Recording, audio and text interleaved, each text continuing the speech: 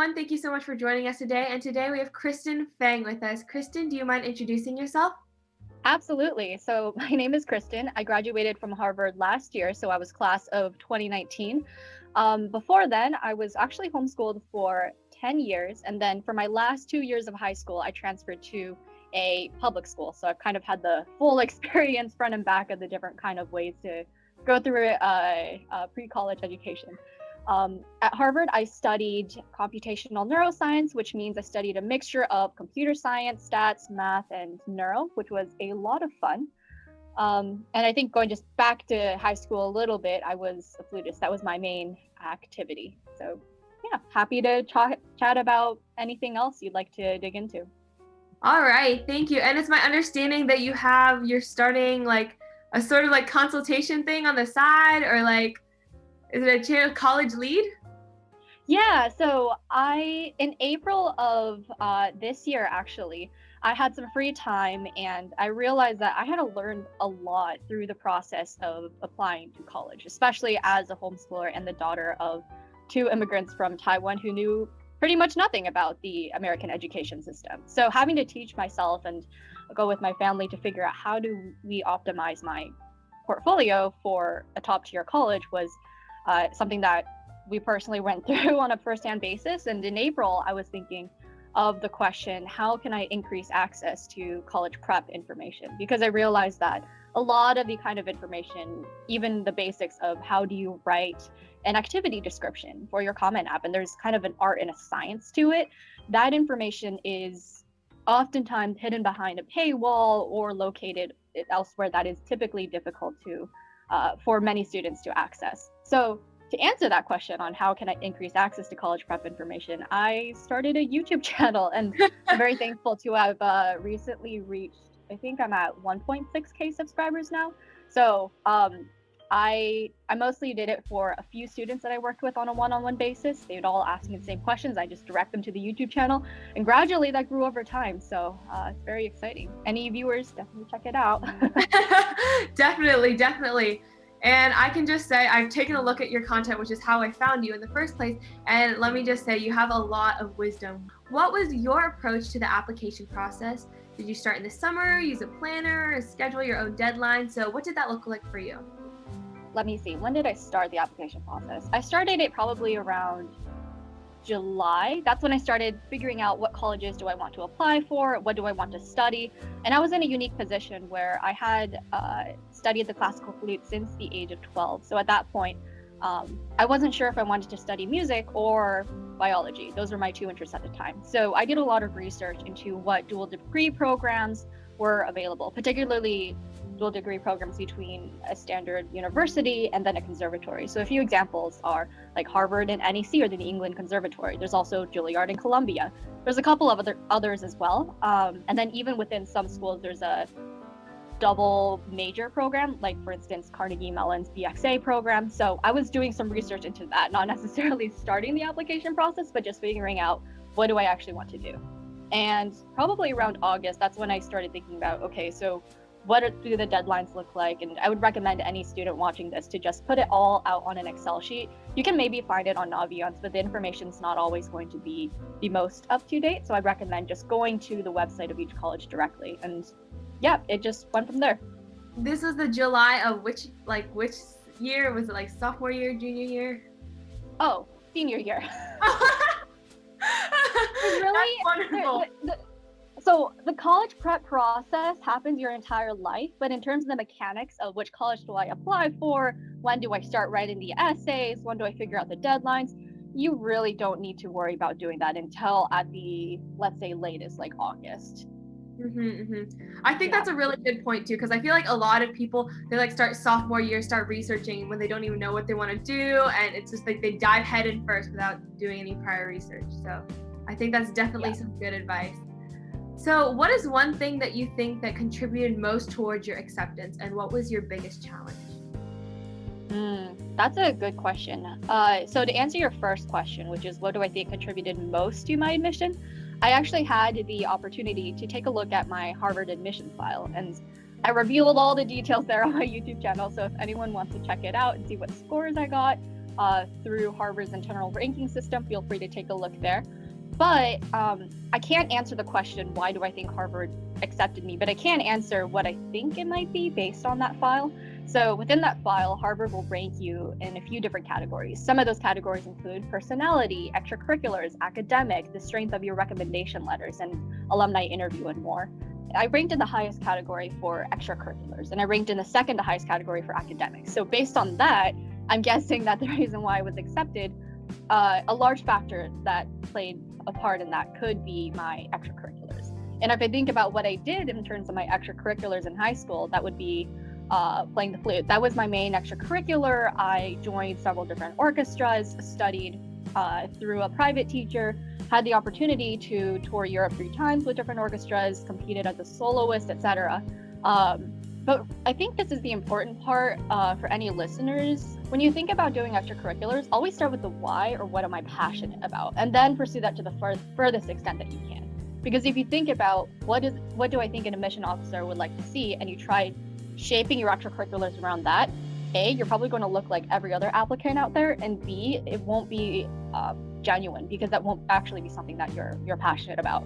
So start with what you're passionate about and develop that as early as you can. I started flute at age 12, so technically not that early. I didn't start it like at age 5, but I really enjoyed it, and I was lucky enough to have somewhat of a talent in the area. So I practiced every day for 2 hours, and that became, rather than an extracurricular, it was something that was a part of my life. So that's the first answer to the first question. The second question, in terms of a challenge, I think the hardest thing about applying to college is figuring out what the heck to write about in your college essay.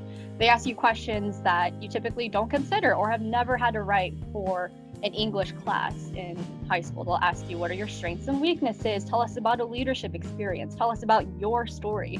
And that's the first time, at least from my experience and many of my students' experience, we actually write about ourselves instead of a persuasive essay or a literary analysis essay. So I think that's the greatest challenge, because it takes a lot of introspection and figuring out what is meaningful to me as a person, and how do I want to position myself to admission officers. You can think of it kind of like applying to a job. When they ask you, tell me about yourself, what do you want them to think of you, right?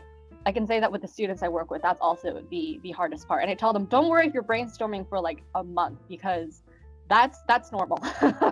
It's not easy. Then in terms of school, like in high school or in college, I will say for me personally, I dealt with, for lack of a better term, like perfectionism. It's because we're in a system where your performance is based on a set of grades or numbers that you get. And I had to gradually train my mind to think about looking at myself in terms of growth rather than in terms of where I am at right now. So what that means is, let's say that I get a B in a math class, and I think, oh my God, I just like failed in this class. It's not a perfect score. Asian parents going to be so mad. My parents were never like that, by the way. But anyway, so rather than thinking about that, you should think of, what can I do to improve my grade so that the next time I get an A? And it's thinking about growth rather than your current state. And that's something that I had to work on continuously through high school and college. I remember when I got a B in an English class in high school, I thought it was the end of the world. And then I got into college where everything is harder. I was thinking, oh my God, I'm just failing right and left. But the less I focused on the actual numerical grade and more so on learning and growth, I actually ended up with straight A's towards the end of college. So it's a mindset kind of a challenge I had to overcome. That's really good. And I think, like, regardless if you're in high school or if you're in college, a lot of us go through those struggles, especially with like Asian culture and all that stuff, like the expectation of perfection. It can be really draining on people sometimes. Oh yeah, absolutely. I don't know about you, but growing up, sometimes Asian parents or families will just get together and all they talk about are test scores, who's done what extracurricular, who has won what kind of international award. So it's hard to break away from that mentality, and it's hard to not associate your success or identity with that metric. So for me, it was a process of taking a step back and thinking, well, Kristen, it doesn't matter if you got a B in English class. First of all, it's not that bad of a grade. And then second of all, like, just do better the next semester. Figure out what to do instead of like moping over what your current state is. I think that's really, really good. And then, so going through the application process, what kept you motivated while you were in high school? And now with COVID-19 and all these changes in the world, what keeps you motivated now? For applications, if I had to be perfectly honest, stress and pressure kept me going. You got to apply to college, right? And the deadline is there. The deadline is the best, like, motivator if ever I have seen one. Even in some of my students, like the last 48 hours before a deadline are the most productive hours I've ever seen them. But then also, what else kept me motivated was I wanted to go to college. I was excited to study biology and potentially music. The excitement for college really kept me going when I was in high school. In terms of now, how I stay motivated, I just love learning. So I'm always reading different books. And then I'm also learning how to code and React, which is a lot of fun. So yeah, I think what keeps me going is just excitement. The thing is, like, you can think of, you want to spend, if you have a free hour, think about how much value you can get out of that hour. You can play a game, which will give you like 1 hour of joy, or you can learn how to code, which will give you gradually over time, like, a huge amount of return in terms of the skills that you can build, hopefully the connections you can make through that, products you can make, customers you can connect with. So I think it's always important to keep a long-term vision in terms of where you spend your time. So what are your plans for the future, and how do you think your Ivy League experience will help you in the future? If anything that I've learned throughout my experience in high school and college and even now in career is whenever I make a plan, 100% of the time it changes, and 0% of the time do I actually follow through on that. So I think for me right now, it's just being ready for whatever opportunities come my way. In terms of being ready, that continues to be like doing well in my current job, learning outside of my job by learning how to code, reading books to broaden my perspective, building relationships with people that I care about, like my family. But yeah, long term, I don't know. We'll see. I know for sure though, I want to keep growing the College Lead YouTube channel because it is a lot of fun to interact with students. A, it makes me feel younger. B, it's really inspiring to see all the ideas that students are bringing up now. Like when I was in high school, I remember adults telling me like, "You guys are the future," and I just thought, oh my gosh, okay, so cringe. But now I'm thinking, well, that makes sense because the next generation of leadership will come from this current generation. So I do hope to continue growing College Lead, especially in terms of the YouTube channel. We will see where that goes, but that is my, I guess, short-term and long-term plan. I will say that one way Harvard has helped me in my career are the connections in the name. I mean, the fact that a lot of people know what Harvard is kind of just adds that stamp of validation to your resume, which is a privilege that I am aware that I have that some other people might not have.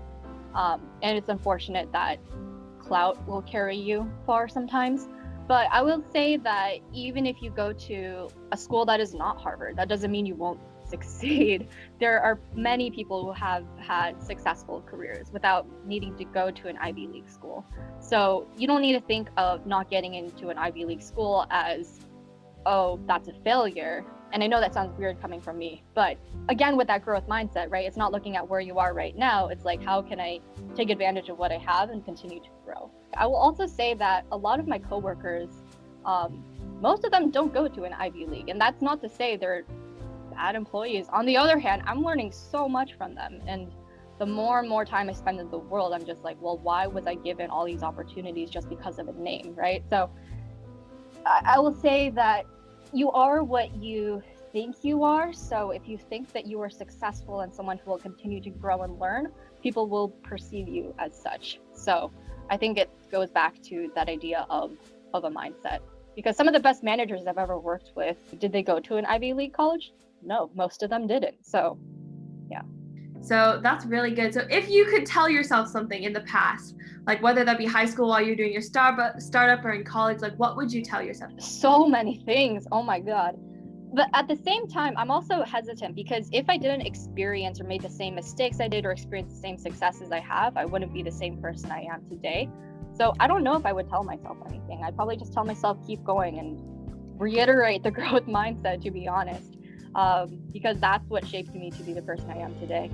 Do you have any last advice for students aiming at the Ivy Leagues? I will say, rather than thinking of aiming for the Ivy Leagues, start with your passion and ask yourself, what are you interested in? Doesn't mean you have to stick with like just one extracurricular activity, but find one talent, one or two talents that you're very passionate about developing and willing to spend a lot of time and energy into it. Obviously, there's some activities you'll have to throw onto your portfolio, like volunteering just to get those hours because it's a graduation requirement. But in terms of what you do with your additional time outside of school, think about what you would be willing to, let's say, spend 2 hours practicing on. Is it a sport? Is it music? Is it dance? Is it something else? So I would always start with the why. And in terms of Ivy League college or schools, I would say you can think about it when you're like in your second semester of junior year, because if you focus only on the why, you'll gradually find yourself aligning to that path. And actually, to be honest, Harvard, I added that school on last minute in my application and I submitted it on the deadline. You don't have to prepare for a Harvard or your Ivy League your whole life in order to get in. How did you feel when you got in? Oh, I felt like I owned the world. It was amazing. I was so happy. Oh my gosh. All that hard work in high school and everything finally culminating in success. I was really thankful to experience that. But I'm also aware that oftentimes with these schools, particularly Ivy Leagues, it's just a numbers game sometimes where there will always be more qualified applicants than there are seats available. So I also recognize there's a lot of luck in that process as well, but I'm thankful to have had that opportunity. Do you have any advice in general for our viewership, people who might not necessarily be aiming for the Ivy League, but people who are just happen to be tuning in today to listening to what you have to say today? Check out the College Lead YouTube channel. It's college and then lead, L-E-A-D. And there I post a ton of information on the mechanics of how to apply to college and how to write your activity descriptions, come up with college essay ideas. And for anyone who is not a senior or junior, I also post a bunch of fun interviews where one of my friends from Harvard shared his admission file and another one shared his experience and advice on applying to top colleges as an Ivy League student. I have a bunch of other interviews as well with students who go to Stanford, Princeton, Yale. So definitely check it out. You'll find a lot of information and cool stories there. All right. Thank you so much for your time. We'll get back to you when the interview is all good and ready. Awesome. Thank you so much for having me. This was a lot of fun. Thank you so much for your time. Have a great day. You too. Take care.